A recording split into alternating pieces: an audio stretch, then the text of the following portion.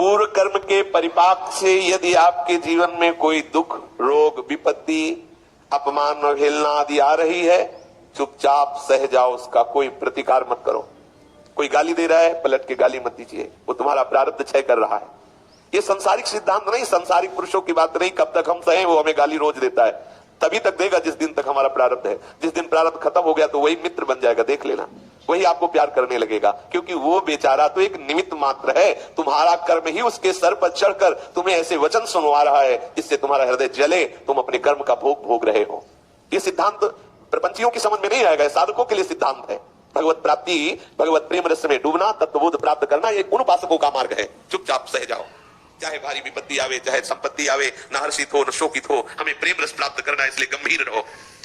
पूरा वो कर्म विपाक विवश जो विपत्ति पर है, निर्भर जैसी भी परिस्थिति आवे, चुपचाप सह जाओ। त्यागे प्राण को धान्य न खावे। बाबा कह रहे चाहे हमें भूखे प्राण त्यागना पड़े, लेकिन हम गंदा भोजन नहीं करेंगे, अधर्म की कमाई का भोजन नहीं करेंगे, उससे बुद्धि भ्रष्ट हो जाएगी। भोजन नहीं मिलेगा, 2-4 दिन जलेगा, हृदय और पवित्र हो जाएगा। लेकिन गंदा भोजन, अभक्ष भोजन या ऐसा कुकर्म के द्वारा कमाया हुआ भोजन बोले कभी न खाए। इसीलिए खान पान तो कीजिए रसिक मंडली माई, जिनके और उपासना तहां उचित द्रोणाई। जहां तहां अन्न खात सखी कहा ताप गात, सकल दिवस द्वंद जात रात सर्व सोवई। जहां मनाया हुआ भोजन कर लिया, ना कोई विचार है, ना कोई देखना सुनना है कैसा भोजन है, किनका भोग लगा है, कौन लोग हैं, क्या, ऐसा नहीं। सावधान, जहां तहां के पावने भजन तेज घट जाए, जहां तहां भोजन करोगे आपका भजन तेज नष्ट हो जाएगा। खान पान तो कीजिए रसिक मंडली माए, जिनसे हमारा इष्ट मिलता है, हमारा भजन रस मिलता है, जो वैष्णव जन है, प्रभु शरणागत जन, उनके हम मांग के पालेंगे, ब्रजवासियों के हम मांग के पाल, दूसरे के द्वारा आदर पूर्वक दिया हुआ भी उत्तम उत्तम पदार्थ हम नहीं स्वीकार करेंगे। व्यास मिठाई विप्र की तामे ला गया आग, वृंदावन के 100 लो जूठन खाइए मांग, आचार्य महापुरुष जन आदेश करते हैं। नहीं निंदा, ना तो किसी की निंदा करे और ना अपनी निंदा सुनकर के नाराज हो। एक पद में श्री चरणदास जी ने कहा है कि हे साधको, ऐसा निश्चय करो कि ये जो निंदा करने वाले हैं ये बहुत कृपालु है, हम पे बहुत कृपा कर रहे हैं, कभी भगवान इनको हमसे दूर न करें।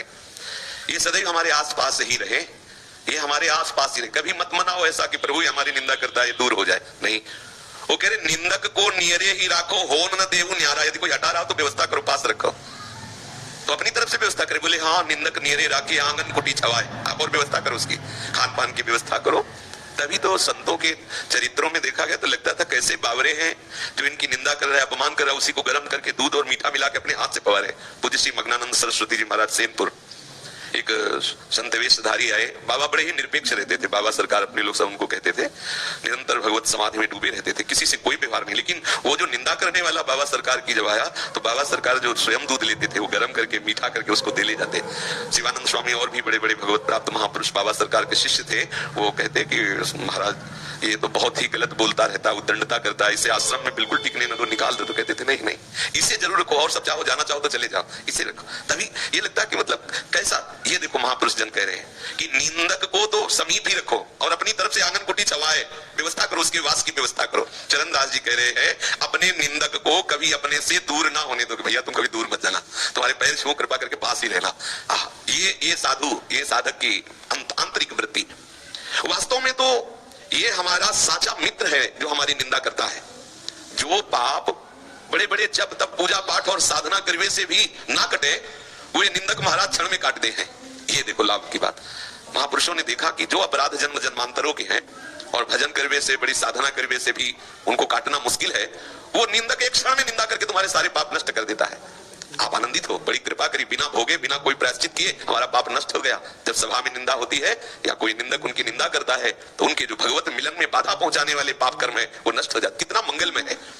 लेकिन हृदय जलता है, ऐसा लगता है बाद में मंगल हो या मंगल, इससे मतलब पहले इसके थप्पड़ लगाओ। तो मुझे वैष्णव की निंदा करता है, पता है मैं कितना भजनानंदी हूँ, ये अहंकार देवता बर्दाश्त नहीं कर पाते। बकाया है बहुत बढ़िया औषधि, जानबूझ के कोई पापाचरण करे ना, और जब निंदा हो रही तो आनंदित होना चाहिए। मेरे प्राण प्यारे प्रभु ने कोई मंगल विधान किया, कोई ऐसा प्रारब्ध था जो बहुत बुरा भोगना पड़ता, प्रभु आज निंदा करा करके उसे नष्ट करवा रहे हैं। बलिहारी है इन निंदक भगवान की जो बिना भोगे, बिना प्रायश्चित किए हमारे पाप का नाश कर रहे हैं। ये काम निंदक भगवान सहज रूप से कर दिए हैं। जब हमारी पीठ पीछे निंदा करे हैं तो भयंकर से भयंकर दुख और पाप का परिणाम, जो विपत्ति आने वाली थी, वो नष्ट हो जाती है। तो कितना बढ़िया कार्य है। यदि कोई हमारी निंदा कर रहा तो कितना बड़ा सहयोग कर रहा है। ये हम समझ नहीं पाते, हम जलने लगते हैं कि हमारा अपमान करता है, हमारी निंदा करता है। वो पीठ पीछे हमारी निंदा करके हमारा भयंकर से भयंकर पाप, दुख, विपत्ति जो आने वाली थी, जो भगवत प्राप्ति में बाधा थी, वो नष्ट कर रहा है। दूसरी बात, जब हम उनकी बात सुने कि हमारी इस विषय में निंदा हो रही, तो हमें देखना चाहिए कहीं मैं गलत तो नहीं हूं। यदि वास्तविक गलत है तो हमें तत्काल सुधार लेना चाहिए, और अगर लगता है कि नहीं गलत नहीं है तो आनंदित होना चाहिए, हमारा प्रारब्ध नष्ट हो रहा है। पूर्व का भयंकर कोई ऐसा कर्म भगवान इस निंदक की जिह्वा पे बैठकर हमें पावन कर रहे हैं, बिना भोगे बिना प्रायश्चित के वो पाप नष्ट हो रहा है। जैसे कोई सुनार सोने को अग्नि में दबाए दबाए के निर्मल कर ले है, और जैसे घन की अनेकन चोट झेलिवे सो हीरा की कीमत हजारन लाखन की हो जाए है, ऐसे ही ये जो दुष्ट रूप भगवान भक्त की निंदा करते हैं उनको भगवान ही समझे, भगवत भावना ही रखे। वो जो निंदा करते हो अगर सह गए तो तुम्हारी कीमत बढ़ गई, जैसे हीरा में घन की चोट पड़ती है और सह गया तो कीमती हो जाता है। जैसे आग में तपने पर सोना चमकने लगता है, ऐसे जब निंदा तुम्हारी होगी तो तुम पवित्र हो जाओगे, तुम चमकने लगोगे, तुम्हारा यश का विस्तार होगा, तुम्हें भगवत मिलन का सौभाग्य प्राप्त होगा। ये जो दुष्ट जन है ये संतन की कीर्ति फैलाए वाले हैं, ये संतन को कसौटी पे कसी कसी के संसार में प्रकाशित करे हैं। सच्ची बात, अगर ये विरोधी जन ना हो तो संत की महिमा प्रकाशित ही ना हो। अपने अपने पापन को काटवी किताई सबरो संसार बड़े बड़े जोग यज्ञ तप जप करे है, परंतु बिना कुछ किए ये निष्पाप कर देने वाले निंदक भगवान हैं। ये निंदा कर करके संतन के हृदय के उस पूर्व से पूर्व जो भी मलिनता है सबको दूर कर देते हैं। श्री चरणदास जी कहते हैं कि मैं भर हृदय से आशीर्वाद देता हूं अपने निंदक को कि कभी इसको बुखार भी ना आवे, क्योंकि बुखार आएगा तो निंदा नहीं कर पाएगा। निरोग रहे, स्वस्थ रहे, समीप में रहे, और ऐसा नहीं कि निंदा करके नरक जाएगा। बोले नहीं मैं आशीर्वाद देता हूं कि बहुत समुद्र से पार हो जाए। कैसे संत होते हैं, संत हृदय क्या होता है इसीलिए तो समझ पाना बड़ा मुश्किल है। संत हृदय की महिमा कह रहे हमारी निंदा करने वाला उतरे भवनिधि पारा। कैसे कैसा हृदय अनुमान भी नहीं लगा सकते।